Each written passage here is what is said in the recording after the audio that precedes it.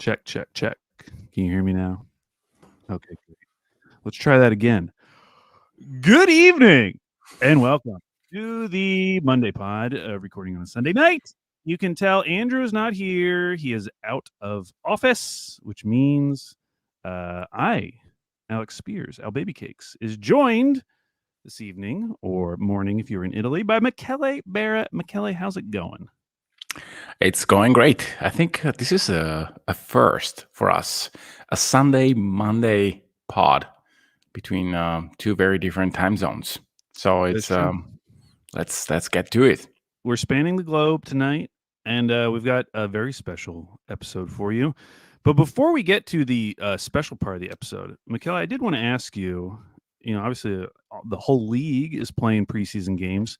Mhm. Has anything that's happened in preseason changed your opinion on any other maybe players or teams? Has anything happened where you're like, that's a little interesting. Wasn't expecting that. I watched very little basketball, except for Oklahoma City. So I'm not sure that that I know. I saw like videos of Ryan Dunn shooting, which I gotta He hit 6 threes tonight, hit 7 yeah the entire time he was at Virginia, which is yeah. cool. I had our good friend James Anderson tweeting at me, "Hey, look at this!" And a scout basically said, "If this holds, then he's the best player in the draft." I'm not sure that I agree on that. Like not shooting was not the only issue with Ryan Dunn, but that surely is a development because Phoenix need defense and spacing. I watched Charlotte, which is extremely weird, but I did that. Mhm. And I looked, and I watched like a nice version of Trey Mann, which made me extremely happy. He had a few very good moments. I don't know if that changed anything for the NBA in general or for like my love of basketball, but that is nice to watch. More You're important, still a Trey believer, sounds like. You haven't wavered? um, I'm not sure that I believe her in him being anything more than a bench guy, but Mhm. he looked at a certain point that he was out of the league, and I don't think that that is the case. I think that he needs like on more reps. He needs to be a guy that comes off the bench and just play with the ball a lot, which is what Charlotte is doing for him by starting Bava Misic, which again I'm not sure if that is that is a plan that Charlotte should implement. But anyhow, other stuff. Reed Shepard was a little bit underwhelming when he played against OKC. I thought he could be a little bit more shot happy. My ball prediction seems like extremely stupid right now, but hey, we'll see. And to In remind few our months. listeners, you predicted he would have double-digit threes in a game, is that correct? Yeah, Yeah. It yeah, could be yeah. any amount over 10. It just has to be at least 10. Yes, It could be 15 it for could all be we 50, know. yes. Made shots, to be clear. Made Not threes. yeah, yeah, yeah. So what Um, about you? yeah, I mean, I would say the Ryan Dunn thing, but just the Suns in general, Mhm, they just seem to be in a much better spot than they were last season at this time. They're obviously healthy, but it seems like they're enjoying Coach Bud. mhm, And you could imagine, because he's been in charge of some very, very good offenses, you could imagine him coming in and just making all those guys a little bit more comfortable. Now they still have to stay healthy, but I'm a little more willing to buy into Phoenix. They're still super mhm. thin at everywhere, kind of, but especially at center. But I would just say the vibes are good. Vibes are, this was a team that like during the summer everyone was talking about. They're in the worst shape of any team in the league. This is Yeah. terrible. They have really no outs here, and that is still true. But if they did hit on this Ryan Dunn pick, even if he's just a rotation player, like Mhm, forget him being like a top 5 player in the draft or whatever. If he's mhm. just like an eighth, seventh or eighth man in the NBA, Yeah, that's huge for them. yeah. So yeah, that and then Bam Adebayo taking threes. I'm very excited about because Wow. that was always kind of the thing with Bam. It's like, man, if he could just shoot threes, and he's taken, I believe I looked it up. I think he's taken 7 in his 2 games so far, which has been like right around 40 minutes total. Mhm. And I think he's 3 for 7 so far. I didn't even, it like went by me that he shot 42 threes last year, which isn't that many at all. But still, I wasn't even realizing that he was starting to take some threes. So I'm very interested to see what happens with that. I might mention the Heat a little bit later. But yeah, in general, I'm trying to ignore preseason, but there are these just random things that kind of stick out, and they suck you in, and that is what has happened with a few of those. Now, why we're here tonight and what we're going to do it tonight is a draft, and the draft is going to be the most important Thunder adjacent players for the 24-25 season. So these are players that are not on the Thunder, but could potentially impact the Thunder in a significant way. And that doesn't necessarily mean regular season wins or championship odds, but though it could. It could have to do with their draft positioning. It could have to do with just the narratives that surround Oklahoma City and Sam Presti. Mhm. You can really go any way you want with this. It's just an excuse to talk about some different players because there has not been a real preseason game in a few days. Although there will be one tomorrow night against Denver, which is going to be a back-to-back for them because they are playing tonight. So I don't know if we're going to see like actual Nuggets being played. Okay, so Michele, would you like to start us off with your most important, and ideally you're drafting these in order of what you feel is the most important Thunder adjacent player for the upcoming season? Who would you take? I think I'm going with a star here, one of the lone stars that I put in this exercise, and I'm going Ant Edwards. I think that Ant is impacting.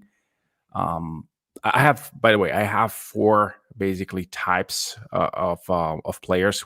Players that impacting draft, players that impacting regular season winning for OKC, narratives, and playoff success. These are my 4 categories. And I think that Ant impacts at least 3 of these columns. So I think it's by far the most impactful that I came up with. He's impacting regular season wins, meaning if Minnesota is good, is because of Ant, and they can be the number 1 seed because of that. Then I think he has a legit MVP chance if that happens, and so it impacts Shea's narrative for being one of the best guards in the West. And finally, I think that it's obvious that if Minnesota is any good, they can be the opponent for the Thunder in the postseason. I think that in my personal ranking, they are pretty high. They were very good last season. They kind of played a horrible series against Dallas for various reasons. I think that they can still be one of the most impactful teams that the Thunder will face next year. Yeah, I think when it comes to guards, especially, like the question for me with Anthony Edwards is he going to take that leap where everyone is talking about those 3, Luka, Shea, and Anthony Edwards together? I think we talk about them together just because they are the stars on their respective teams and all those teams went in the playoffs. But I think most people would agree it's, Luka and Shea in some order, and then a gap, and then Anthony Edwards. Yeah. Now, how big that gap is up to you, but I think most people would agree there is a bit of a gap right now, and he's still young. He's the youngest of the 3, and so is he going to make that type of leap where he's just on equal footing with Shea and Luka? And if that happens, then I feel like everything changes for Minnesota, because that is a much different player than the Anthony Edwards we saw last year, who was still an awesome player. My first pick, nothing to do with wins, nothing to do with the success of the team. James Harden is my number 1 pick, most important Thunder adjacent player, because here's my pitch. A lot of people would think to go with Kawhi. My thing is Kawhi is the difference between the Clippers being a possible playoff team and a mediocre team. I feel like Harden is the difference between them having a floor and the bottom completely falling out of this thing. He is the only thing that's keeping them from being like a bottom 3 team in the West.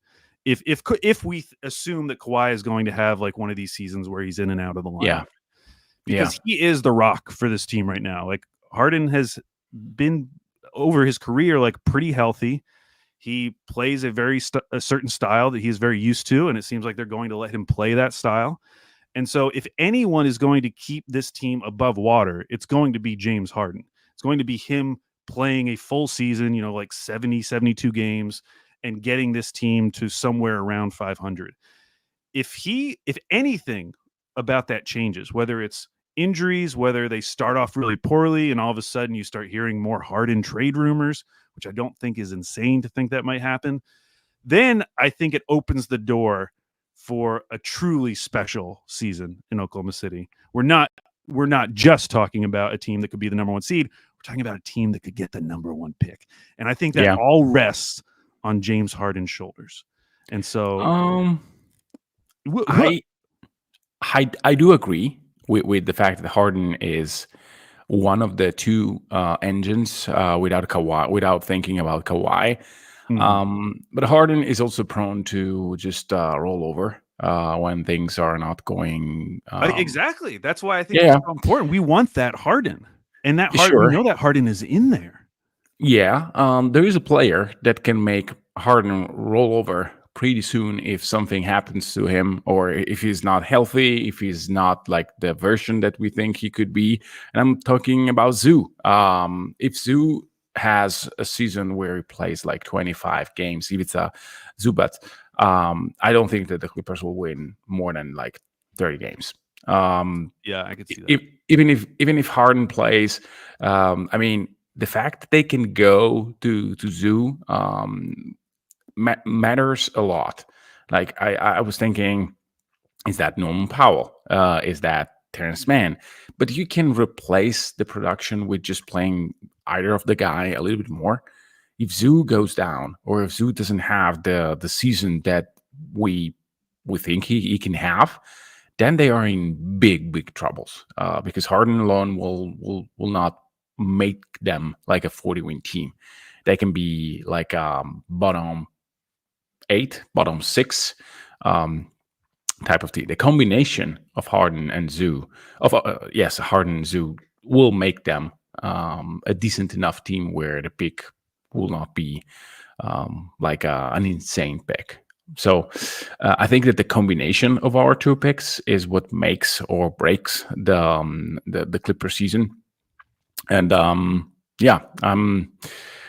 it's banking on someone else's injury is not my style, but yeah, those 2 are actually very, very important. And to give like your pick a little bit more credit than mine, I think that Harden can be just not injury, just being like a weird season for Harden. Instead, I think that if Zoo is healthy, then he will just play in a certain way. Yeah, we've seen Harden check out before in a season. Yeah. And I keep going back. I forget who said it, but they just threw out the idea of a trade with the Lakers.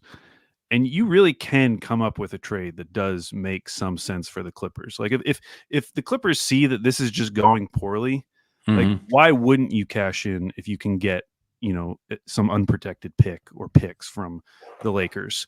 At some point it's a sunk cost. Like who cares? And that's what I'm hoping for. I'm hoping for the sunk cost scenario where the Clippers realize we need to just get something out of this to set us up for the future.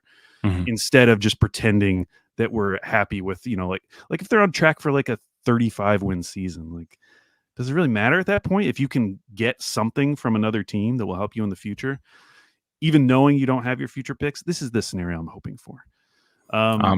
What trade are you thinking about? Oh, you can do it pretty easily. It's like Rui and D'Lo and picks, basically. Yeah. Yeah.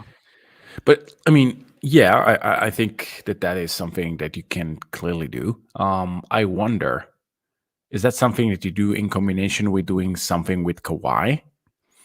I don't know. It's so hard to figure out what Kawhi's value would be around the league. Like, who is one? It's just a tough contract to match Mhm. because there's a lot of teams that just can't even begin to match it because Yeah. they can only trade. They're over the second apron.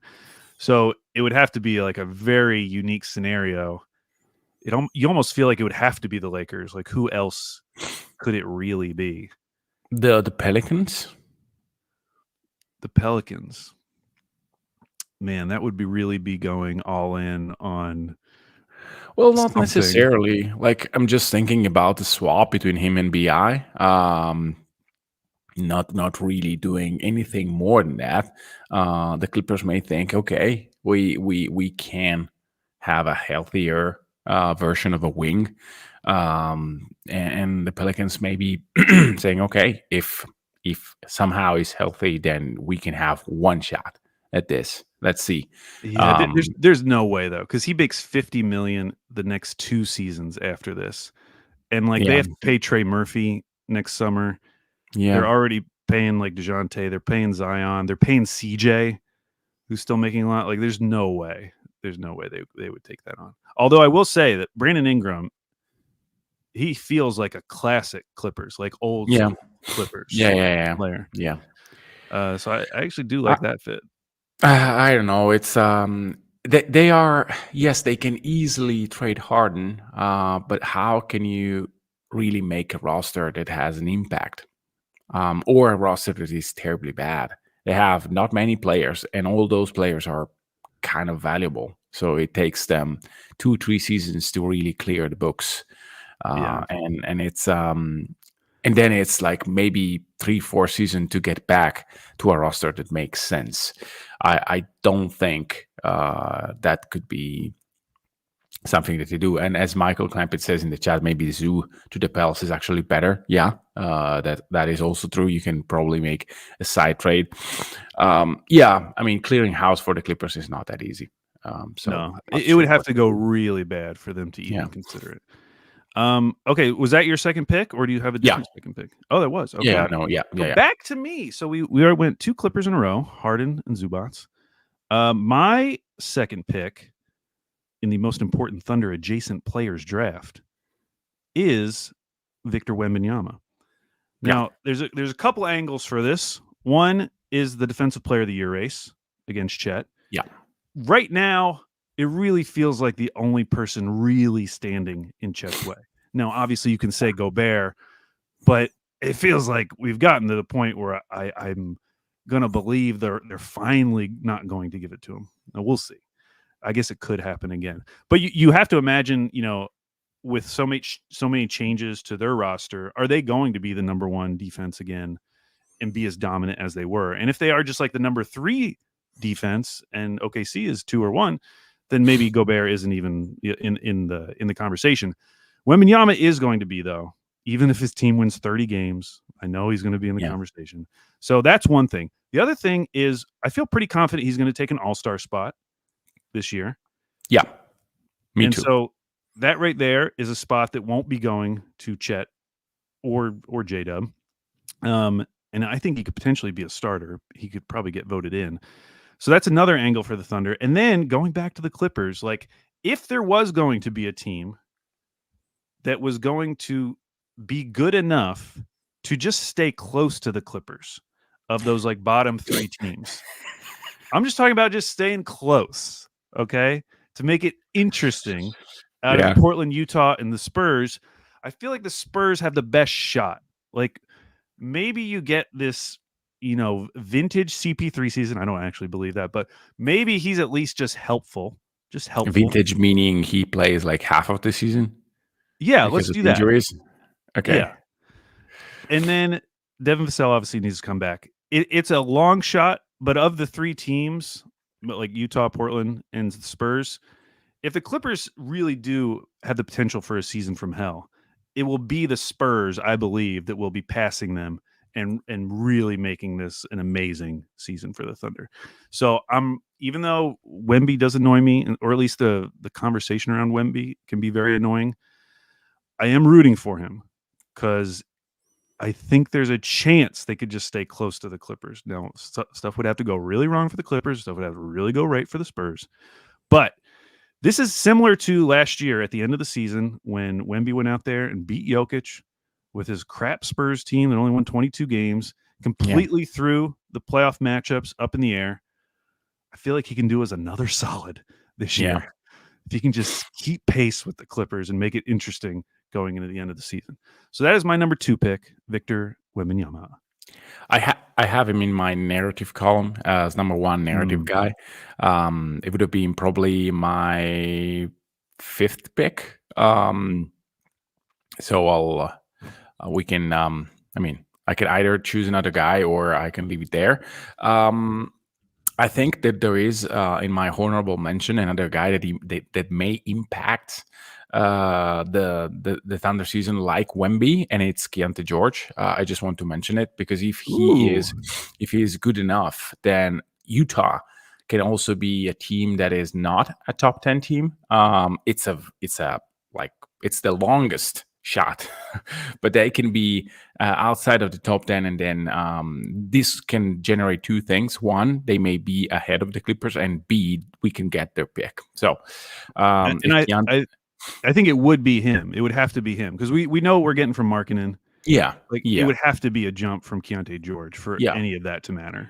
Yeah, and they want him to be the guy that handles the ball. So it's hey, if he's horrible, then let's get Cooper Flag here. If not, then it's and I don't think it's horrible. It's going to be horrible. I'm not sure that he will be good enough. But that again was in my honorable mention column. Let's get to my number 3 pick, and it has been mentioned in the chat. I promise you, it's in my booklet here, and it's Klay Thompson. I think that Klay, Klay is probably an obvious name. He is a guy that can make the offense of the Mavericks look extremely sharp, but he can also make the defense of the Mavs look a mess. A real mess, and this has impacts in both regular season and playoffs. I am not sure that this will be the case when we look back at things at the end of the season. We can say, yeah, he was okay, like shot 40%, but didn't really change a lot. So Klay to me has a lot of variance.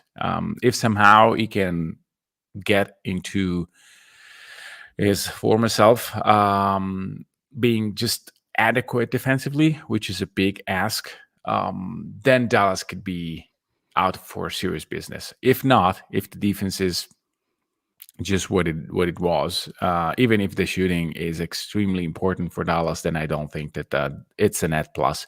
And this can impact the season quite a lot for OKC because Dallas is going to play to win a lot. They will just try to make this season the season where they finally arrive. Klay to me, it's actually one, if not the most important variable in their season, because we all know basically what the others are. Yeah, for sure. Yeah, I mean that run they had last year, it was really built on that defense.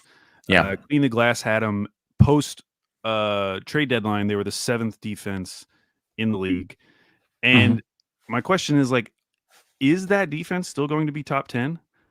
And if it's not, how much better does the offense need to be to make up for that? Because, post All-Star break last year, I think they were like 6th through 9th. I forget which number it was on offense. So they were top 10 offense, top 10 defense post those trades.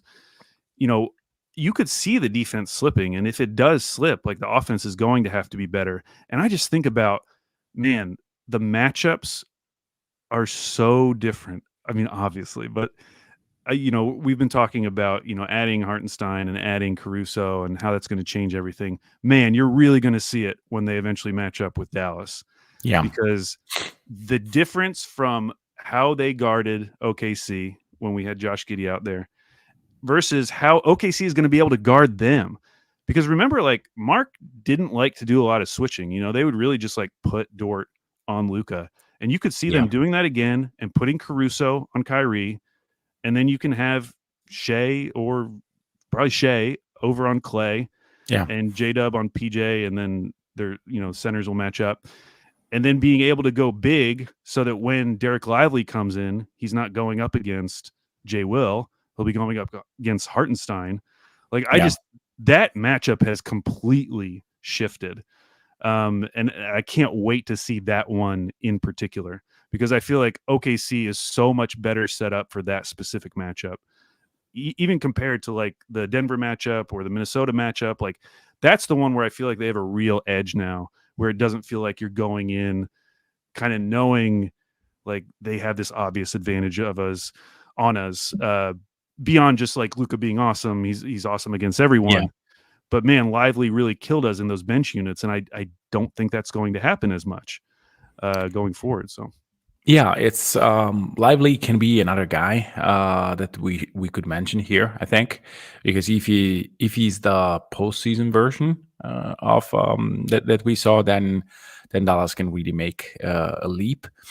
I think that one other important thing about the matchup is the starting unit of Dallas did not have a clear weak point defensively. I mean, yes, you can say that Kyrie is not a super duper great physical defender, but he's an adequate defender when he wants to be, and so is Luka. I mean, he was not in a super high shape in the first 2-3 games, but then he ramped up a little bit and it was okay. I mean, if Clay is on the court, you can see OKC getting him into so many pick and roll sections, especially because now they have actual screeners and they have another shooter where Dallas cannot hide their big men on.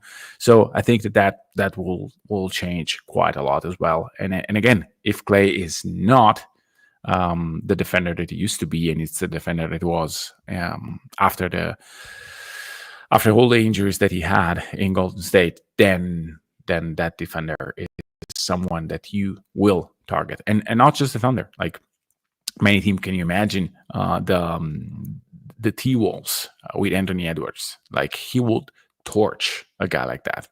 And I mean, last year they had probably their best defender doing all this thing in Derrick Jones Jr. And now that they just don't have anyone that is really a lockdown defender in that starting unit. This is something that also is very impactful, because it's one thing to have PJ, which is an adequate defender again, switching. It's another thing that guy needs to be on the best player all the time. Yeah. And like if it doesn't work out, like if he isn't good in the way that he was not good for the Warriors last year, that prompted the Warriors to move him to the bench, like what does that do? Because he was pissed last year about being moved to the bench.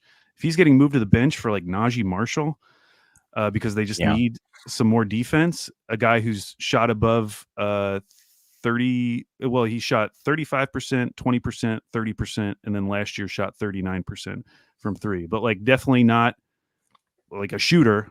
He's not he had a good season. No. And so, yeah, I think that would be super interesting. So there's a lot going on with Clay that could affect the Thunder. And so that's a great pick on my list. I'm going to go with another new addition to a Western Conference contender, and that is one Russell Westbrook for my third pick. Now, I was waiting for this. I mean, so the idea that people are okay with the Nuggets, I feel like that people aren't worried about the Nuggets, like they'll be fine ultimately, is based on this idea that, yeah, their bench has been terrible, but look how successful they've been. It doesn't matter. Like it has not mattered really that their bench is so terrible. They won a championship with an awful bench. So why is everyone freaking out about it? And I think in those seasons, yeah, that is true. That's what happened. But I feel like now with this Western Conference, I think we finally reached the point where Denver's bench cannot be truly putrid. Like they have to be decent. And the person who's going to decide whether that bench is decent or not is probably Russell Westbrook, because he's the one who's going to be in charge of that second unit. He's the one bringing up the ball. He's going to be the primary initiator in that second unit. And that's terrifying the more I thought about it. Like I Yeah. hadn't really thought about it because there was a part of me that was thinking like, ultimately this is a low risk move. He's not there for much money. If it doesn't work, you can just cut him or waive him. Like, who cares? But he does kind of matter. They do kind of need him based on who else they have on this team. Like Russ being good is very important for this Denver bench not completely falling off the cliff. Because if he isn't good for whatever reason, well, now you're going to be overtaxing Jamal Murray. Like he's going to be having to take on a lot more. Like you need Russ as kind of that release valve in that second unit. And so if Denver is going to end up being a real contender again and is going to be like on the same level as OKC or Dallas or Minnesota, I think it's going to require Russ having just a solid season. He's not going to be back to like all-star Russ or anything, but I think he needs to have a solid season for this to work out for Denver. I think we're going to realize a few weeks into the season that Russ is a little bit more important to Denver than we thought. And I don't know how that's going to go. I have my guesses, but who knows? I mean, the preseason, Denver fans that I follow on Twitter seem to be pretty excited about what they're seeing.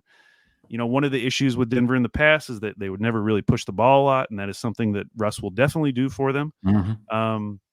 So maybe he'll just get out with the second unit, which is going to be a lot of young guys, and just try to run the second units off the floor. Like maybe it'll work.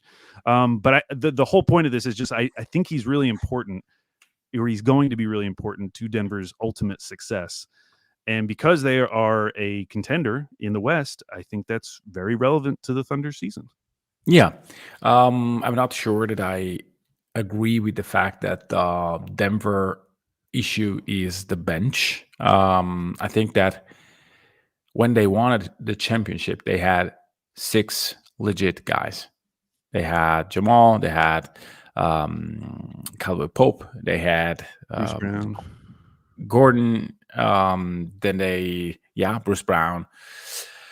I mean, they had 6 really good guys. And then, yes, after that, it was quite a drop. But if you think about the Celtics, they have Tatum, Brown, Porzingis, White, Horford, Holiday, and then guys that will probably see rotations minutes here and there in the league, in Pritchard and guys like that, but not like guys that are great off the bench. But they had like 6 insanely good guys. So I really think that what I miss for Denver is they don't even have 5 guys. Yeah. They don't have 5 starters that you can say, oh, okay, they would start in every single team, on every single team, or on most teams. I think they have 4. Yeah, and if 4. you couple this with the fact that they don't have a bench, then it's actually. So yeah, I agree that that Russ is going to have an impact. Christian Brown is also having a huge impact on their season. I think that Denver has used like a roster construction over the past few seasons that it's really perplexing. They had 2 very good guys that could complement the team in a nice way, and they let them go basically for nothing. And it's you can do that if you have 9 players, 10 players, and there are like substitutes that can take their place, their spot quickly. It's not the case. I was discussing yesterday for the Dream Team with John Hamm, and we were saying, yeah, the crunch for OKC will happen in the future because like all the great players will be extremely expensive. But you can quite see already that they are trying to build this second line of player that will not replicate exactly what they have, but they have a chance. Cason Wallace has a chance to be a low-priced version of Lou Dort and Alex Caruso already next season, maybe this season already. So having that is probably the way to go if you see like a very heavy starting unit need to be paid in the future. So for the Russ pick, I mean, I really hope that Russ has a nice season for him. I think that in the playoffs, he will just be not as useful. So I see this as a more of a regular season thing compared to a playoffs thing, because it's I don't know, it's been a while since Russ has been effective in the postseason. In regular season, yes, I can see that. I can see them being positive with him on the court, and therefore that is enough. I think Right. that they will probably play him a lot with Jamal, and because of the fact that when Jokic is on the court, you don't really need someone who runs like a maniac up and down the court. So I can see him being decent, especially if Jamal is not the Olympic version, which was dreadful. Yeah. Um, Real quick, going back to the team building aspect of OKC, it's so true. And like you think about what Denver's going through, where they have this guy Julian Strawther, only yeah, played around 500 minutes last year, and now they just need him to be a real NBA player right off the bat. yeah, And there's all these questions about whether it's going to work or not. And if we were in a situation where, like, let's say Lou Dort was a unrestricted free agent next summer, he gets some huge deal from someone, yeah, and we were left with Cason Wallace, like there really wouldn't be too many questions among the fan base of whether this guy could like play, we because already that's seen that. right. Yeah. And with Strawther, it's a real question of like, can he play? Like, can he actually be part of the NBO rotation? We think he can, but we don't know for sure. Whereas we Yeah, feel pretty good about Cason. And it's just so much easier to do that when you're getting, I mean, I know they hit on guys like Aaron Wiggins, but when you're getting lottery picks and you're getting to bring in lottery talent and work them in, as opposed to trying to hit on all these like late first and second round picks, that's just so much harder to do. yeah. So that brings us to your fourth pick. Oh, this is like a pick that why am I making this? I don't know, Yeah. but I'm doing it anyway. I think Hal Horford is my pick number Ooh, 4, and it's just whoa. and this is entirely a hey, if they make the finals, Yeah. Big Al will be. I mean, I was torn between him and Chris Stapps. But Chris Stapps has the injury thing, which I don't want to. I don't want, again. I don't want to bank on someone else's injury.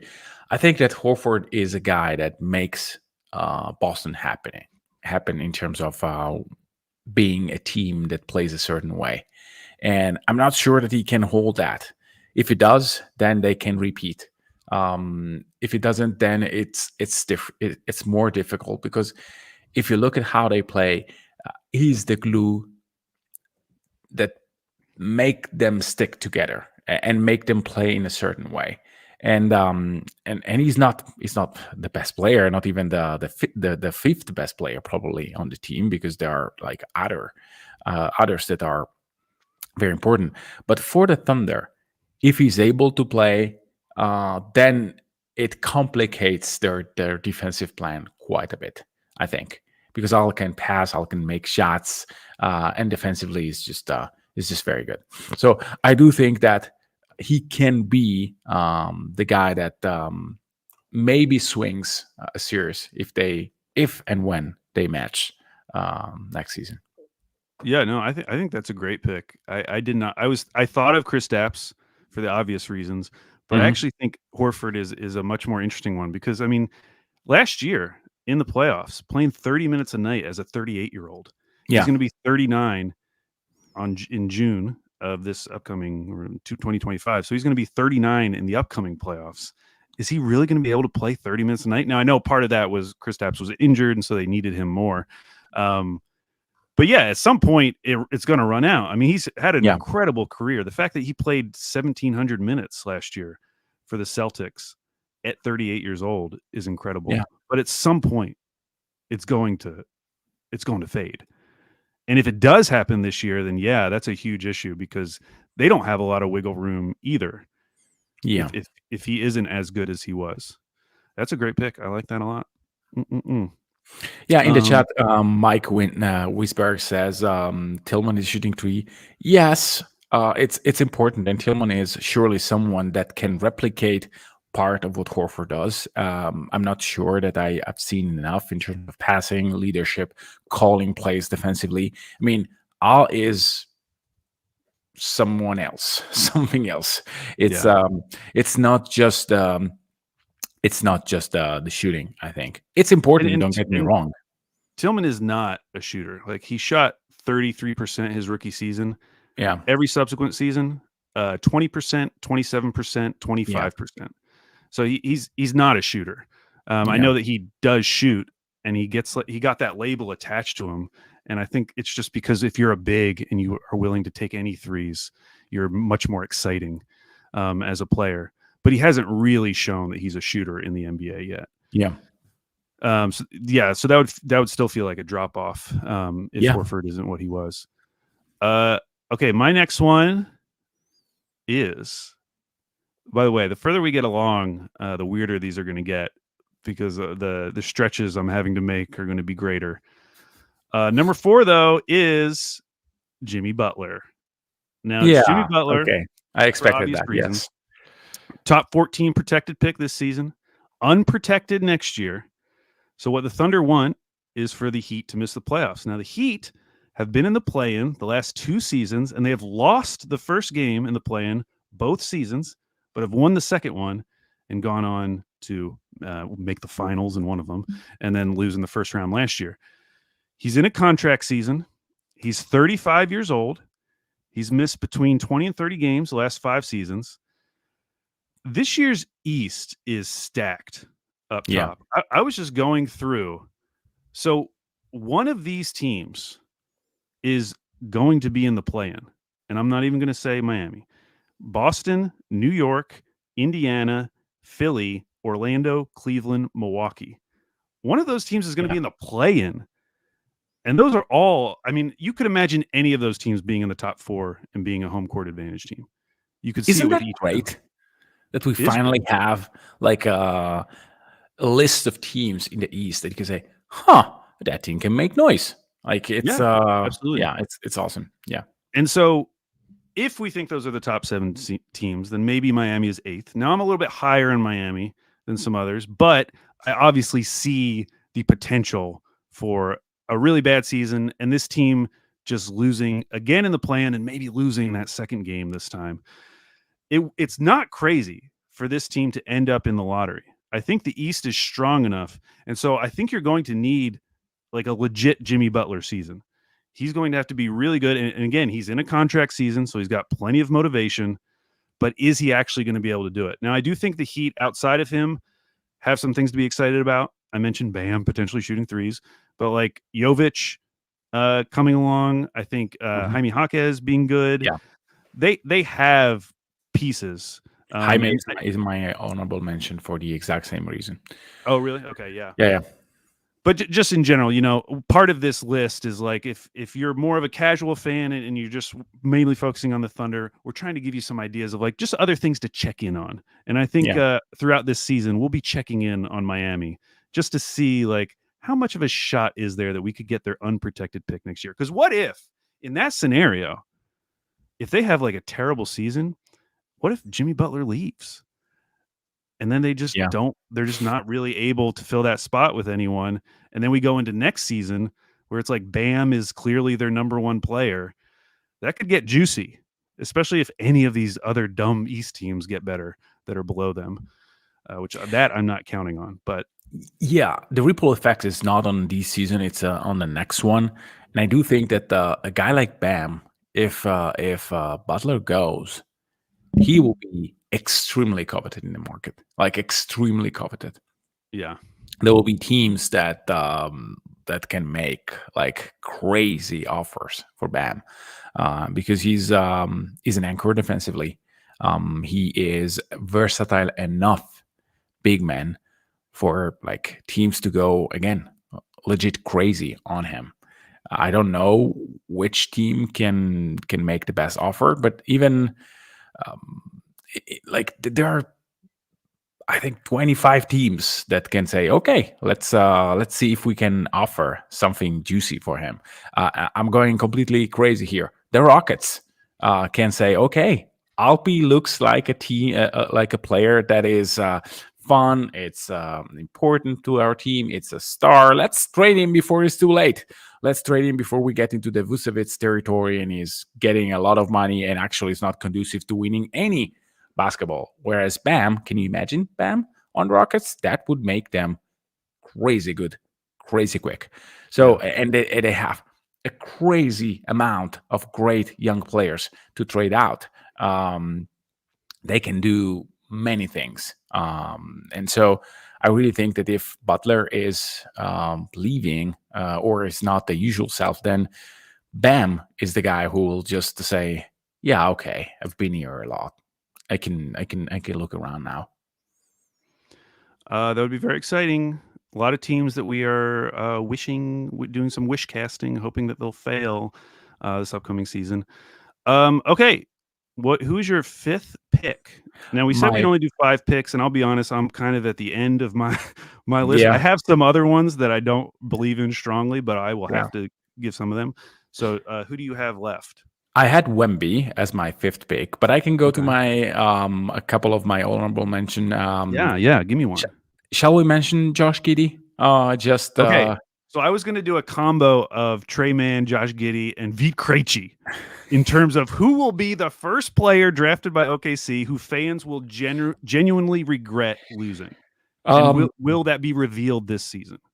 I don't know if my spin on Josh Giddey will be that. I think that it will be a narrative thing, but it's about how they did that.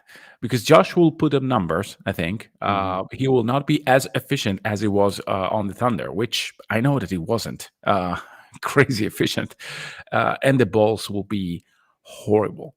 Just horrible. And I think that like Bulls fans should be extremely happy because this is the year when you want to be extremely bad and have a chance to draft one of a kind. So it's I think that they have their pick. I think that they control their destiny. I'm not. It's a top 10. Yeah. They control their destiny. Yeah. So I think that Josh will be terrible, and for the entire season, we will see glimpses of what he could have been. But in general, I mean, we will see like a guy that is not clearly conducive to high level basketball as a main point guard. And I think the thing that we will see and hear for the entire season will be how did Sam pull that off? It's a masterpiece. Yeah. The two things I've been thinking about more recently is one, this idea of Giddey as a primary initiator, like the engine of an offense. How hard it is to be that player and how good you have to be for it to matter. I mean, we talk about, people talk about like Cade Cunningham, and he's like a bottom half of these offensive engines. So like, where is Giddey going to rank among them? I mean, you think how many not just good, great offensive engines there are in the league, and how hard it is to like crack just like the top 10 of that. Yeah, the top 20. I mean, for Josh to be a top 20 initiator in this league, he would have to make a giant leap. Because I mean, there are players like LeBron James who are no longer always the primary initiator, but when he does, you can clearly see how much better he is. Even guys like Chris Paul, that will be the primary initiator for, I don't know, 25, 30 games. In those 25, 30 games, he's much, much better because he's efficient, because when he's on the ball, the team just looks amazing. So even the top 20 is just a thing that I'm not sure that Josh will get to this season. Yeah, that's tough. And the other thing that I was thinking is there was that video of Giddey in the preseason, this defensive play that was very funny. He was just kind of wandering around. And something that I just hadn't considered is like, what if the best defense Josh Giddey plays for his career was in OKC? Like, you think of how good that environment was set up for him to play defensively. And now he's going to be on a team with guys like Vucevic, with Yeah. guys like, Kobe White, all these guys who are fine, like Zach LaVine, like can be fine, but Yeah, can be. That can but be. nothing close to what he played with last year. Yeah. Being able to be on the court with a Lou Dort and a Chet Holmgren, there's a potential here that like Giddey on a bad team is going to reveal or is going to highlight some of those flaws we saw at an even greater degree, just because he doesn't have that protection of playing in that OKC system with so Yeah. many other great defenders. I mean, I think a lot of his defensive lapses last year were accounted for or got covered up in some respects because of how good the other guys on the court were with him. And Yeah. so when he doesn't have that protection behind him, what is that going to look like? Are we like, is that clip that I saw from the preseason game, is that going to be like a normal thing where people are just sharing clips like that, weekly? I don't Yeah. know, but that I hadn't really thought about it that way, because the first time he's traded, I'm thinking, oh, this is great for Josh. He gets to be the starting point guard of a team. He gets to run an offense. But the more I've thought about it, like it is a much tougher situation for him than I initially was thinking. Yeah. Um, so yeah, I think that's a great pick. Okay, And on to my weird ones. Oh, go ahead. Go ahead. yeah, no, and it's just to to think in an OKC perspective. I mean, what you mentioned is exactly what happened for most of the season last year. The fact that many guys knew had to cover or to play a certain brand of defense because of Josh Giddey on both ends of the court. Mm, Just think about Lou Dort not having to think about helping, like right. which is by the way a weakness, I think, of Lou Dort. The off ball, the idea of when to help, when not to help, it's something that Lou Dort, I think, has not perfected yet. I was mentioning, I don't remember with whom, that is in one preseason game he helped the Caruso's guy, and it was completely unnecessary. Probably it was because of habits. And if you now think that everybody in OKC can just hold their guy most of the time and not having to help, it's a different thing. They can heist, they can trap, but it's not, hey, we really need to be aware of the lone guy that is out there, because if Josh is beaten, then we need to cover. I think that will change dramatically the equation for OKC defensively. Okay, so my final pick. I forgot to mention at the beginning we were each going to choose five.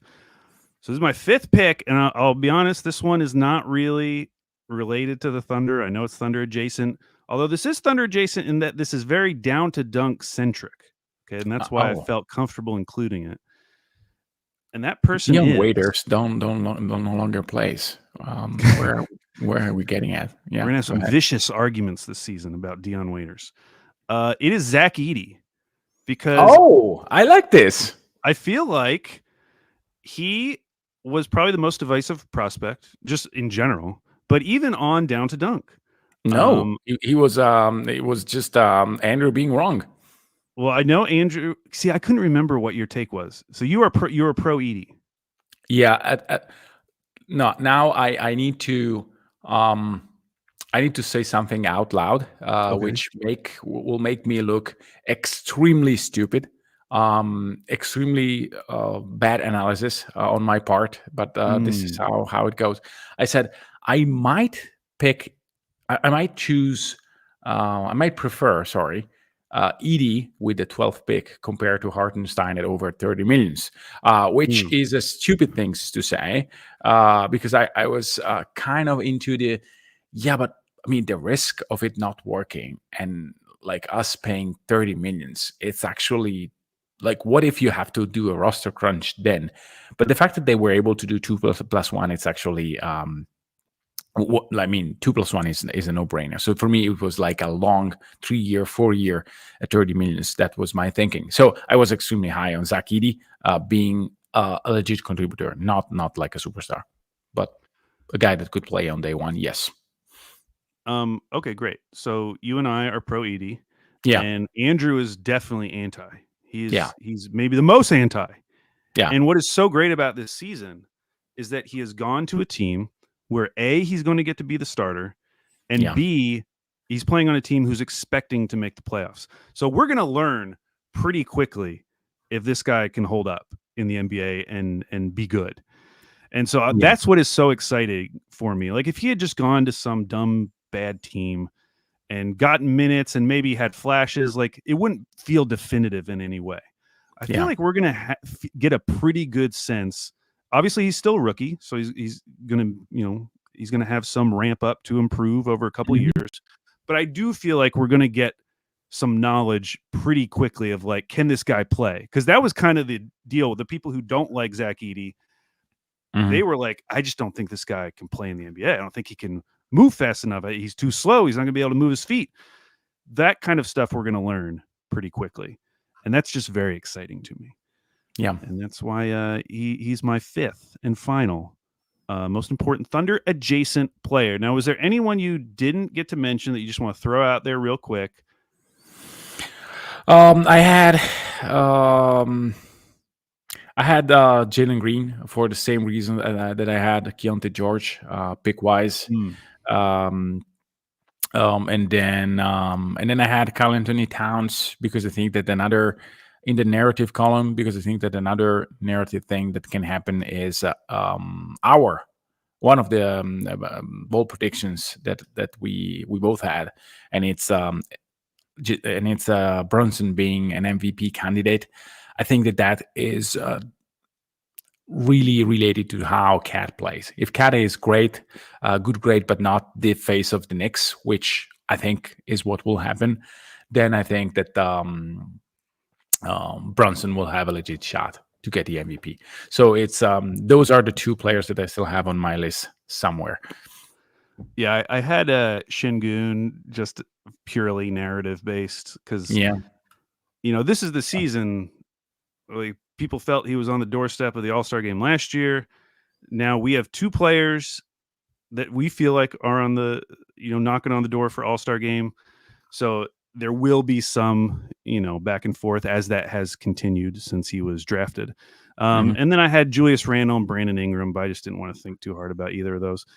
Now Why Ingram? um mostly just because I think if they were able to pull off a trade Hmm. that made sense, I do think the Pelicans could be a real threat in the West. Okay.